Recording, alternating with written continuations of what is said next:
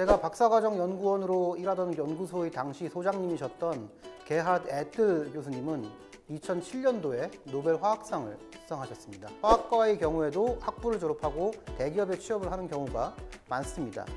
제 연구실에서 학부 졸업 논문 연구를 진행했던 학생들 중에 삼성전자, 삼성디스플레이, GS칼텍스 등에 취업을 한 예들이 있었던 것으로 제가 기억을 하고 있습니다. 저희 화학과 같은 경우에는 1박 2일 화학 캠프라고 하는 행사에 화학과 학부생 내지는 대학원생뿐만 아니라 화학과에 관심이 있는 자연과학 계열 학생들의 참여를 환영합니다. 안녕하세요. 성균관대학교 학부대학 성균 멘토 황명화입니다. 이번 시간에는 자연과학 계열 전공에 대해 알아보려고 합니다. 이 시간을 통해서 자연과학 계열에 대한 이해와 그리고 여러분들이 앞으로 전공을 선택하는 데 있어서 도움이 될 수 있도록 자연과학 계열의 교수님을 모시고 이야기 나누어 보도록 하겠습니다. 화학과 김영독 교수님을 모셨습니다. 교수님 안녕하세요. 네, 안녕하세요. 우선 자기소개 부탁드립니다. 네, 저는 성균관대학교 화학과 김영독 교수라고 합니다. 저는 여러분들의 선배라고 할 수도 있겠습니다. 저는 1991년도에 성균관대학교 화학과에 입학을 하여 학사 석사를 마쳤고 이후 독일 베를린의 프리츠 하버 연구소라는 곳에서 박사과정으로 일하며 박사학위를 받았습니다. 제가 박사과정 연구원으로 일하던 연구소의 당시 소장님이셨던 게하르트 에틀 교수님은 2007년도에 노벨 화학상을 수상하셨습니다. 박사학위 이후 미국 텍사스 A&M 대학교, 독일의 콘스탄츠 대학교를 거쳐 국내에는 2006년도에 돌아와 다른 대학교에 잠시 있다가 2007년 2학기부터 성균관대학교 화학과의 교수로 재직 중에 있습니다. 제 전공은 화학 분야 중에도 물리화학으로 더 세부적으로는 표면물리화학이 제 전공 분야입니다. 저는 주로 대기 오염 물질을 고체 표면을 이용하여 제거하거나 다른 무해한 물질로 전환시키는 과정에 대한 기초과학적 연구와 응용 연구를 하고 있습니다. 다른 한편으로는 최근에 기후변화 문제에 대응하기 위해 탄소 배출을 줄이는 방안으로 이산화탄소를 전기화학적으로 재자원화시키는 연구에도 많은 관심을 가지고 있습니다. 교수님의 자세한 소개 덕분에 벌써 흥미로워지는데요. 본격적으로 들어가 보도록 하겠습니다. 우선 자연과학 계열에 대한 전반적인 소개를 부탁드리겠습니다. 자연과학 계열의 학문적 특징은 무엇인지, 그리고 자연과학 계열에는 어떤 학과들이 있는지 소개해 주십시오. 네, 성균관대학교 자연과학 계열은 크게는 자연과학대학과 생명공학대학으로 나뉘어져 있으며 이 자연과학대학에는 생명과학, 수학, 물리, 화학, 생명공학대학에는 융합생명공학, 식품생명공학, 바이오메카트로닉스 학과가 있습니다. 아무래도 제가 이 자연과학대학의 화학과에서 일을 하고 있다 보니 오늘은 제가 여러분들에게 생명공학대학보다는 자연과학대학에 대해서 조금 더 자세히 설명을 해드릴 수가 있을 것 같습니다. 자, 먼저 자연과학대학에 대한 이야기를 해보고자 합니다. 우리는 크게 학문을 인문계열과 자연계열로 많이 나누곤 하는데 자연계열 하면 사람들은 공학을 많이 떠올립니다. 공학은 과학적, 수학적 지식을 이용하여 인간의 필요 문제를 해결하고 삶의 질을 향상시키기 위해 실용적인 목적에 맞는 무엇인가를 설계 또는 고안하는 학문을 의미합니다. 그 실용적인 목적에 맞는 무엇인가는 기계, 구조물, 시스템, 공정, 소재 등 다양한 형태일 수 있을 것입니다. 자연과학은 그 공학자들이 필요로 하는 과학적 원리를 탐구하는 학문들의 집합체라고 말씀을 드릴 수가 있겠습니다. 19세기에서 20세기를 거쳐오며 물리학자들과 화학자들은 원자의 구조에 대해 많은 것을 규명하였습니다. 그 시기에 양자역학이 태동하여 발전을 하기도 하였습니다. 사실 19세기에 막스 플랑크, 슈레딩거, 드브로이, 하이젠베르크, 닐스 보어 등등 일반 화학에서 원자의 구조와 원자 내부에서의 전자 배치에 대해서 공부할 때 들었을 법한 이름의 과학자들이 물질의 본질을 탐구하기 위해서 많은 노력을 기울였는데 그 당시에 이 물리학자들과 화학자들이 어떤 특정한 발명품을 만들어 인류에게 당장의 편리함을 제공하기 위하여 이런 연구를 했었던 것은 아닙니다. 자연에서 벌어지는 일들은 특정한 법칙 또는 이론에 기반할 것이라는 생각으로 그 법칙과 이론을 규명하고 싶다는 욕구, 자연은 어떤 기본 단위로 구성되어 있으며 그 기본 단위들은 어떤 구조와 성질을 가지고 있는지에 대해서 규명하고 싶다는, 어쩌면 인간이 가지고 있는 가장 기본적인 욕구가 이들을 이런 깊은 학문의 세계로 이끌었을 것입니다. 그런데 현대사회에서 우리는 이러한 양자역학의 학문적 성과의 혜택을 톡톡히 보고 있습니다. 우리들의 스마트폰, 디스플레이, 컴퓨터 등등의 기반이 되는 반도체 산업 등은 이러한 19세기에서 20세기 초반까지 이루어진 양자역학의 발전에 그 기반을 두고 있다고 해도 과언이 아닐 것입니다. 제가 물리화학자이다 보니 물리화학 분야의 과학 원리 규명을 자연과학의 예로 설명드렸는데, 사실 생명과학에도 이러한 과학적 원리 규명이 오늘날 의학, 약학 개발의 중요한 기초가 되는 예도 많고, 또한 수학은 이런 물리화학 등의 모든 자연과학의 토대가 되는 학문이라고 할 수 있겠습니다. 수학의 발전이 없었다면 현대의 물리학과 화학은 없었을 것입니다. 이렇게 자연과학은 공학적인 발전의 기반이 되는 과학적 원리를 배우고 아직까지 우리가 밝혀내지 못한 과학적 원리를 연구하는 학문이다 라고 간단하게 말씀드릴 수가 있겠습니다.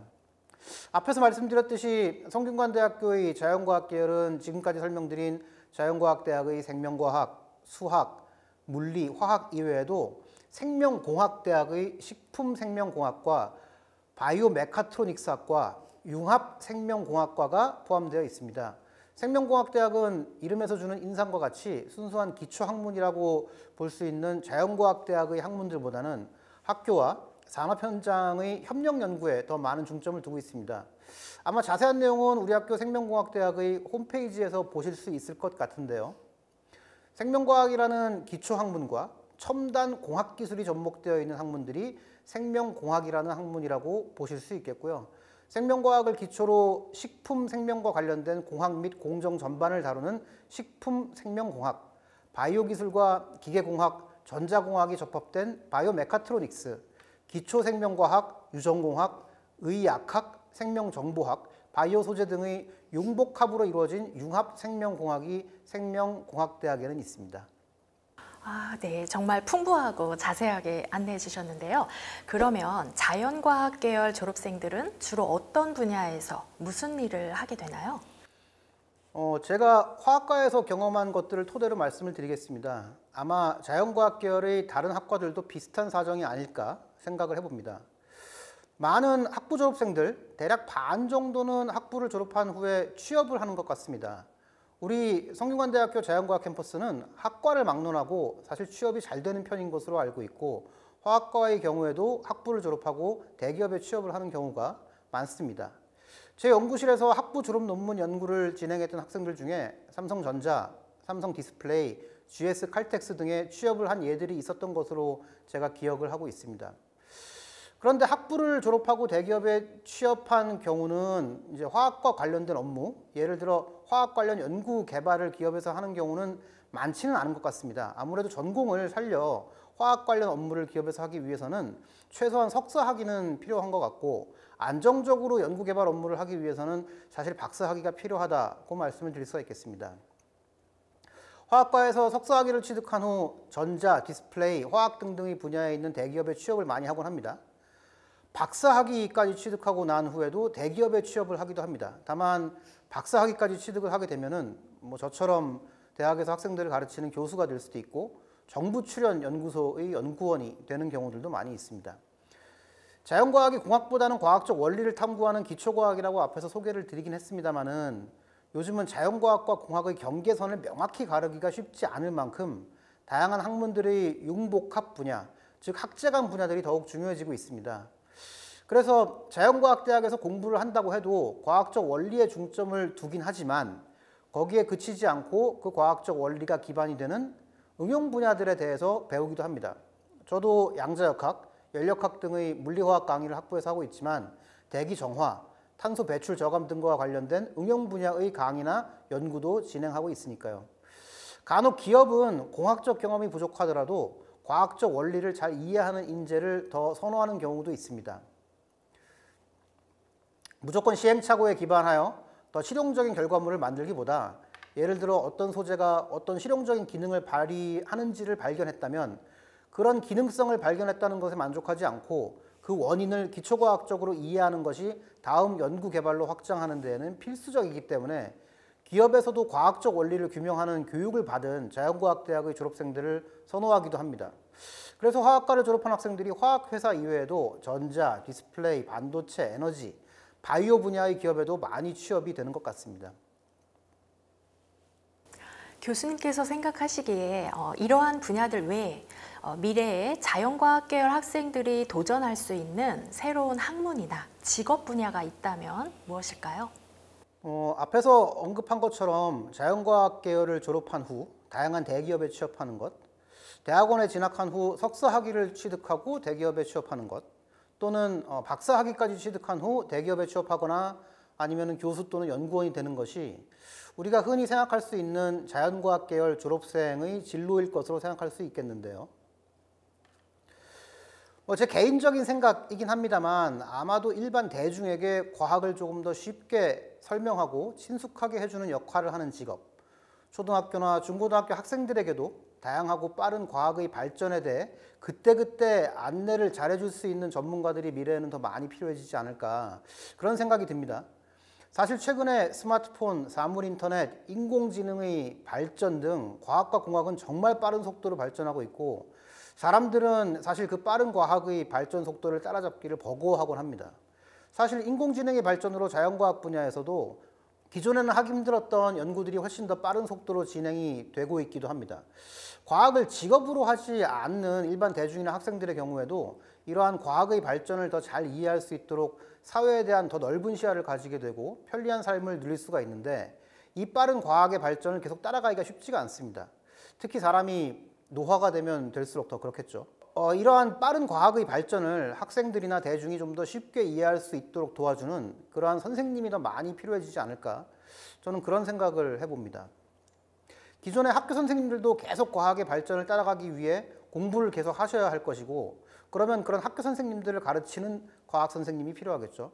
또한 기존의 선생님들과는 다른 형태의 과학교육 크리에이터나 멘토들이 더 많이 필요해지지 않을까, 그런 생각을 해봅니다. 이와 관련된 교육 관련 기업들이 많이 생겨나지 않을까라는 생각도 해봅니다. 그런데 과학을 남들이 잘 이해하기 쉽게 도와주기 위해서는 인문학적인 감성과 능력도 굉장히 많이 필요합니다. 물리나 수학의 많은 지식들은 사실 철학과도 맞닿아 있고 화학의 많은 이론은 경제학의 이론과 유사하기도 합니다. 심리학은 생명과학이나 의학과도 맞닿아 있을 수 있습니다. 또한 과학적 지식이 많은 것과 그것을 얼마나 남들이 이해하기 쉽게 잘 설명해 주느냐는 또 다른 문제입니다. 이것은 교육학의 영역일 수가 있겠죠. 단순 반복적인 계산 등을 비롯한 일들은 이제 인공지능이 인간을 대신해서 하게 될 것이고 앞으로는 좀 더 창의적인 사고를 하는 사람의 중요성이 더 커질 것입니다. 과학적 지식과 과학과 철학의 이해, 인문학적인 감성, 다른 사람에게 지식을 잘 전달할 수 있는 능력을 복합적으로 가지고 있는 과학교육 크리에이터 내지 멘토도 그 창의적인 사고를 해야 하는 미래에 점점 더 필요해지는 사람이 아닐까 하는 생각을 해봅니다. 자연과학 계열의 특성을 고려해 볼 때 학생들은 어떻게 공부하고 대학 생활을 해나가면 좋을까요? 너무 한 가지 학문에만 매몰되지 않고 다양한 학문을 접해보셨으면 좋겠습니다.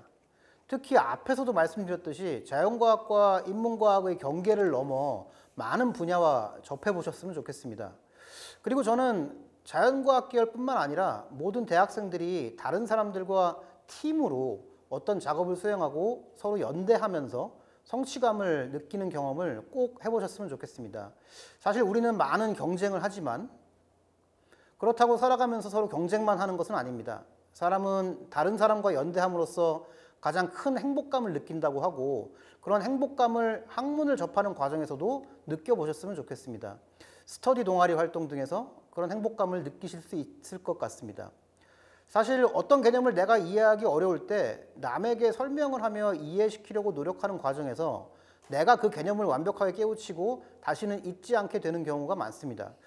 저도 교수가 되고 나서야 학생들을 가르치며 진정으로 이해하게 된 화학적 지식들이 많습니다. 혼자 공부하기 어려운 학문은 다른 동료들과 함께 서로 토의해가며 공부하면 학문의 이해와 함께 인간으로서의 감수성이 성숙해지는 경험을 하실 수 있을 것 같습니다. 그러면 자연과학 계열에서만 맛볼 수 있는 학문적 즐거움이 있다면 소개해 주세요.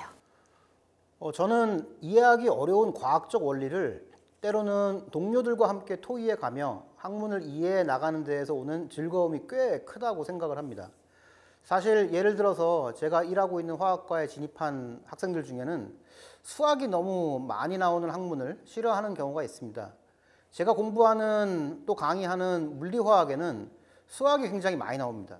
수학 풀이 자체가 일단 어렵고 그 수학 문제를 다 풀고 나도 도대체 이 수학 문제가 화학이라는 학문에서 어떤 의미를 갖는지를 간파하기가 쉽지 않을 수 있습니다. 제 이야기를 좀 하자면 저는 사실 수학을 아주 능숙하게 잘하는 물리화학자는 아닙니다.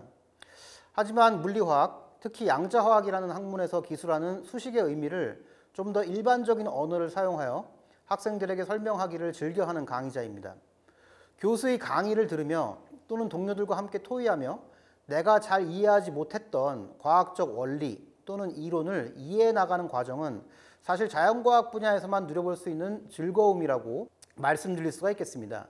내가 이해하지 못했던 어려운 과학적 개념이나 원리를 오랜 고민과 토의 끝에 이해하게 되었을 때 얻게 되는 기쁨이 사실 굉장히 큽니다. 그런 과정이 자신을 더욱 성장하게 하기도 하죠. 방금 들려주신 내용처럼 학생이 자연과학 계열에 와서 즐거움을 충분히 누리고 본인의 진로를 성공적으로 개척한 졸업생 사례가 있다면 소개해 주십시오. 사실 좀 제 자랑 같은 이야기가 될 수도 있겠는데요. 제 물리화학 강의를 들은 학생들 중에 원래는 자신이 수학을 매우 싫어하고 물리화학이 싫었었는데 제 강의를 듣는 과정에서 물리화학에 호기심이 생겼고 물리화학을 열심히 공부하며 그 학문에 친숙하게 되어 물리화학 분야의 대학원에 진학하게 되었다는 그런 메일을 보내준 학생이 있었습니다. 개인적으로 교수로서도 뿌듯한 경험이었고 그 학생은 자신이 가지고 있던 벽을 스스로의 노력으로 넘어서서 한 걸음 나아갔다는 점에 대해서 칭찬해주고 싶었습니다. 자연과학 계열에서 학생들이 통상적으로 겪는 어려움은 무엇인가요? 그리고 그러한 어려움을 잘 극복하고 성공적으로 학계나 현장에 진출한 졸업생 사례가 있다면 소개해 주십시오. 많은 학생들이 본인의 성적 또는 학점이 되겠죠. 이것들의 적성이 비례한다고 생각하는데 그렇지 않은 경우들이 많이 있습니다. 예를 들어 우리 화학과에서 전공 학점이 안 좋으니 나는 좋은 화학 연구자가 될 수는 없다고 생각을 한다든지 아니면 나는 화학 과목 중에도 특히 물리화학 관련 과목 예를 들어 연력학, 양자역학, 반응 속도론에서 좋은 학점을 받았으니 좋은 물리화학 연구자가 될 것이라고 생각하는 경우입니다. 그런데 학부 과정에서 성적이 별로 안 좋았던 학생이 막상 큰 기대를 하지 않고 대학원에 입학을 했는데 연구에서 큰 성과를 내는 경우도 있습니다. 반대로 학부 과정의 학점이 좋은 전공 분야에서 좋은 연구 성과를 낼 것으로 생각했는데 대학원에서 막상 부딪혀 보니 그 분야의 연구와 자신이 잘 맞지 않는다는 것을 발견하는 경우도 많습니다. 사실 학부 과정에서 보는 필기 시험에서 좋은 연구자가 되기 위해 필요한 창의력, 통찰력, 팀워크의 수월성 등을 평가하기는 매우 어렵습니다. 학부 과정에서 학점이 별로 안 좋았는데 대학원에서 우수한 연구 실적을 거두고 석사 또는 박사까지 취득하고 대기업이나 학교, 연구소에서 활약하는 예가 많이 있습니다. 사실 최근에는 전공 진입 이후 이론 수업과 기초 전공 실험 수업과 더불어 팀 연구 프로젝트라든지 우리가 URP라고 흔히 얘기하는데 우수학부 연구생 프로그램을 통해서 학생들이 교수님의 실험실에 들어와서 일정 기간 동안 대학원생들과 교수님들과 함께 연구를 하고 학점을 받을 수 있는 기회가 많이 있습니다. 학부생으로서 한 연구실에 머물며 실험할 수 있는 기간은 제한되어 있지만 그래도 그런 기회를 통해 여러 실험실에서 연구를 하다 보면 본인의 적성과 맞는 세부 연구 분야가 어떤지를 결정하는 데 큰 도움이 되기도 합니다. 사실 이런 제 경험을 토대로 생각해 보면 고등학교 때까지 내가 배운 지식과 경험을 토대로 파악한 나의 적성이라는 것도 사실은 아주 결정적이지는 않을 수도 있겠다라는 생각이 듭니다. 그래서 대학교에 입학을 한 이후에도 일정 기간 동안 내 전공 분야를 탐색하는 기회를 갖는 이 자유전공이라는 것이 매우 합리적인 제도가 될 수도 있겠구나라는 생각을 하게 됩니다. 교수님의 자연과학 계열 선택 및 진로 탐색의 과정도 궁금합니다. 저는 사실 대학에 입학할 때부터 화학과로 입학을 했습니다. 저도 성균관대학교를 나오긴 했는데 91학번이니까요. 사실은 아주 오래전 이야기고 지금과는 상황이 달랐죠. 저는 왠지 화학 분야에서 합성은 저하고 안 맞는 것 같고 기기를 다루는 것이 더 잘 맞지 않나 막연히 그런 생각을 했었고, 그래서 장비를 많이 다루는 실험 물리화학 분야, 그 중에서도 표면 물리화학 분야를 전공하게 되었습니다. 사실 지금 와서 생각해 보면 그렇게 아주 깊은 생각을 하고 전공을 선택했던 것 같지는 않아요. 어떻게 하다가 선택을 하게 되었는데 한 번 한 선택에 대해서는 후회하지 않고 계속 열심히 해 나가긴 했던 것 같습니다. 확실한 건 제 과목별 학점이나 성적보다는 제 스스로 어떤 상황이며 그런 성향은 어떤 분야와 잘 맞을지에 대한 고민을 많이 했던 것 같고, 그런 고민을 기반으로 선택한 이후에는 계속 그 분야에서 최선을 다해보려고 노력했던 것 같습니다. 어찌됐든 진로를 확실히 선택을 했다면 그 이후로는 내가 한 선택을 믿고 열심히 앞만 보고 나아가 보는 그런 자세도 중요한 것 같습니다.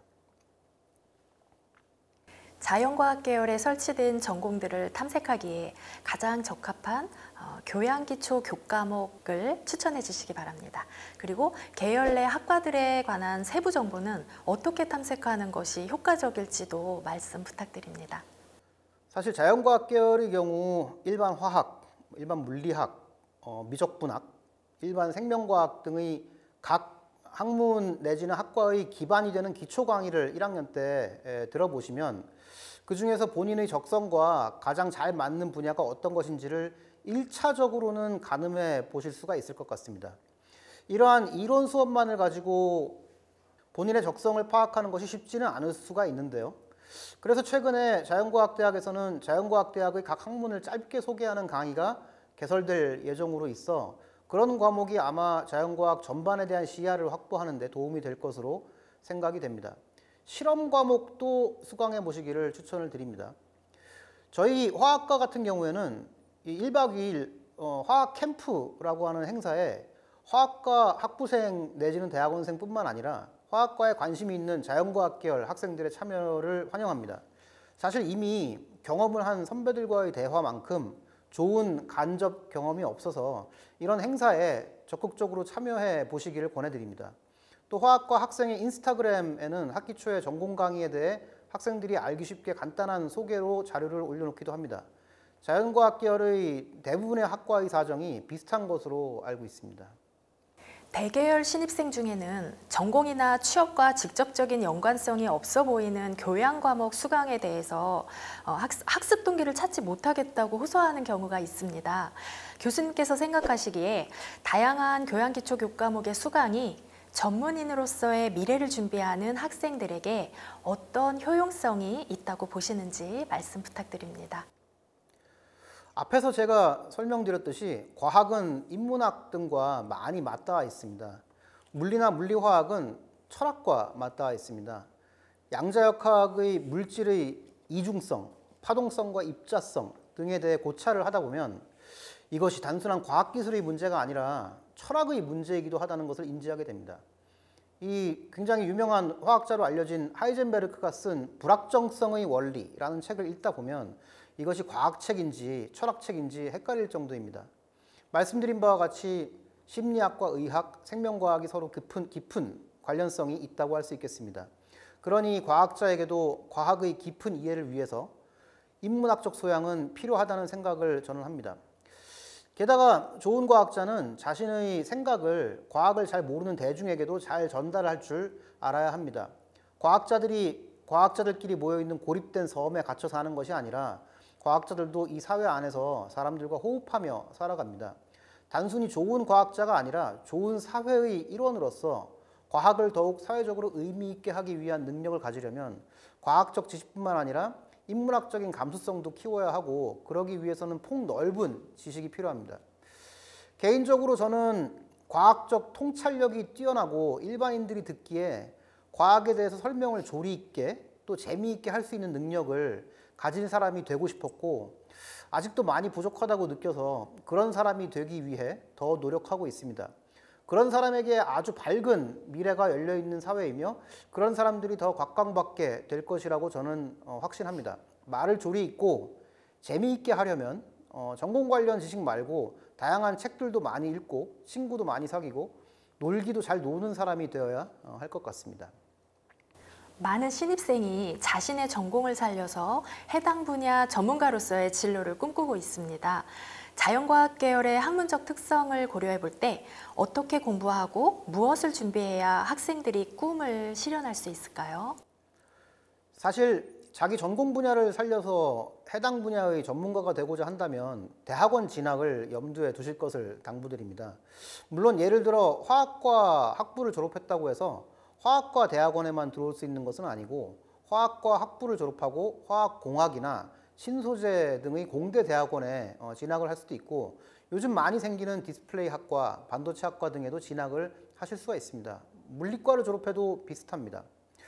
한 가지 말씀드리고 싶은 것은 공과대학을 졸업한 뒤 화학과 대학원을 진학하는 것보다는 화학과 학부를 졸업하고 공과대학의 대학원을 가는 편이 더 공부하기가 수월할 것이라고 저는 생각한다는 것입니다. 먼저 과학적인 기초를 쌓고 응용을 배우는 것이 응용을 먼저 배우고 기초를 나중에 배우는 것보다는 더 순리적이지 않을까요? 아무래도 제가 생명공학대학에 대해서는 정보가 자연과학대학만큼은 많지 않아서 말씀드리기가 조금 조심스럽습니다만은 그래도 제가 알기로는 사실 이공계에서는 일반적으로 자기 전공을 살려서 해당 분야의 전문가가 되기 위해서는 학부뿐만 아니라 대학원을 꼭 나와야 한다고 말씀을 드릴 수가 있겠습니다. 학생이 희망하는 전공이 있는데 그 전공이 순수 학문이어서 주변에서 취업에 유리한 전공을 선택하라고 할 때 학생에게 들려주고 싶은 말씀이 있을까요? 앞에서 말씀드렸다시피 요즘 순수 자연과학과 공학의 경계가 명확하지 않습니다. 자연과학대학에서 생명과학, 수학, 물리, 화학 등을 공부하는 과정에서도 단순히 과학적 기초지식뿐만 아니라 그 과학적 지식과 맞닿아 있는 응용 분야에 대해서도 접하게 됩니다.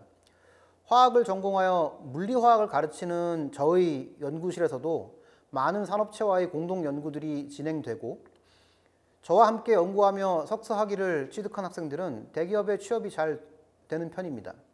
자연과학의 범주 안에서 과학적 원리를 공부하며 더 순수한 학문을 탐구하는 방향으로 내 진로를 설계하실지 아니면 좀 더 응용과 관련된 지식을 얻어 취업을 할지를 나중에 결정하실 수 있습니다. 사실 그런 점에서 본인이 원하는 전공이 순수 학문으로 분류된다고 너무 걱정하실 필요는 없을 것 같습니다. 의대를 희망했던 학생은 전문직을 선호하는 경향이 있습니다. 이공계에서 이를 대체할 전문성 있는 직업 방향이 있다면 무엇일까요? 제가 있는 화학과에만 해도 생화학을 전공하는 교수님들이 계시고 학부과정에서 생화학 강의를 하십니다. 자연과학대학에서는 화학과와 생명과학과 그리고 모든 생명공학 대학의 학과들에서는 의대를 희망했던 학생들이 흥미를 느낄 만한 학문들을 많이 접하실 수 있을 것으로 생각합니다. 특히 이런 바이오 분야에서는 기존의 기업에 들어가지 않고 바이오 벤처를 창업할 수 있는 기회도 있는 것으로 알고 있습니다. 아마도 미래에는 청년 창업이 더 활발히 일어나지 않을까 하는 전망 속에서 창업이 활발한 바이오 분야는 매력적일 수 있겠습니다. 자유전공 계열 학생들에게 희망 전공에 대한 쏠림 현상이 있습니다. 이것은 바람직하다고 볼 수 없을 텐데요. 신입생이 다양한 전공을 탐색하고 흥미 적성을 충분히 고려하여 전공을 선택해야 하는 이유가 있다면 말씀 부탁드립니다. 자신이 스스로를 얼마나 잘 알고 있다고 생각하시나요? 자신이 생각하는 본인의 적성은 정말 본인의 의지와 경험에 의해 결정된 것일까요? 아니면 혹시 부모님이나 선생님 등의 타인의 희망사항이 투영돼서 엉켜 있지는 않을까요? 혹시 내 스스로 결정한 것이라고 하더라도 그것이 불변의 완전히 결정된 것일까요? 저는 사실 내 스스로가 어떤 사람이며 무엇을 하며 살면 더 가치가 높을지에 대해서 충분히 고민하는 기회를 더 많이 가질수록 좋겠다라는 생각을 합니다. 사람마다 특성과 개성이 있으며 그걸 스스로 충분히 파악할 시간이 있으면 좋겠다는 거죠. 사실 여러분들은 고등학교 때까지 열심히 공부해서 높은 경쟁을 뚫고 밝은 미래를 설계하기에 충분히 좋은 밑거름을 제공할 수 있는 이 성균관대학교라는 곳에 입학하게 되었습니다. 아직 살아가면서 겪을 많은 문 중 첫 번째 문을 통과한 것이니까 너무 기뻐하기는 이르겠지만 그래도 이제 첫 문을 통과한 마당에는 조금 숨을 고르고 스스로를 정비해 나가는 그런 시간을 가져보는 것이 어떨까 합니다. 내가 정말 좋아하는 전공이 무엇일지, 나는 어떤 직업을 가지고 싶은지 한번 다양한 경험을 통해서 그 생각을 확립해 나갔으면 좋겠고 그런 시간을 충분히 제공할 수 있는 자유전공이라는 제도는 꽤 합리적이다라는 생각이 듭니다. 그 자유전공이라는 제도가 주는 장점을 충분히 누려보셨으면 좋겠습니다. 오늘 교수님께서 이 영상을 시청하는 신입생들에게 전공과 진로에 대한 비전을 제시해 주셨다고 생각이 됩니다. 끝으로 자유전공 계열 학생들에게 당부하고자 하는 말씀 부탁드립니다. 먼저 여러분들의 앞날을 응원합니다. 그리고 대학교 1, 2학년 때에는 좀 다양한 학문을 접해보시기 바라고 특히 많은 과학적 지식을 축적하는 것만으로 좋은 과학자가 탄생하지는 않는다는 취지의 앞의 제 말씀을 한번 깊게 생각해 보셨으면 좋겠습니다. 인문학에 관심이 있는 학생도 자연과학에 관심을 가져보고 자연과학에 관심 있는 학생도 인문학에 관심을 가져보는 그런 시간을 많으셨으면 좋겠습니다. 그리고 놀 때는 즐겁게 노는 것도 중요하다고 생각합니다. 분명히 그런 경험들이 여러분들의 미래를 더 풍족하게 해줄 것이라고 저는 생각합니다. 유능한 과학자가 되겠다고 생각하시는 것도 좋겠지만 유능한 과학자이면서 좋은 사람이 되고 싶다는 생각을 해보신다면 여러분들의 미래가 더 밝을 것 같습니다. 네, 오늘 도움 말씀 주셔서 감사합니다. 교수님 말씀 덕분에 자연과학 계열에 대해서 보다 친근하고 깊이 있게 이해할 수 있었습니다. 화학과 김영독 교수님께서 다양하고도 유익한 말씀을 해주셨는데요.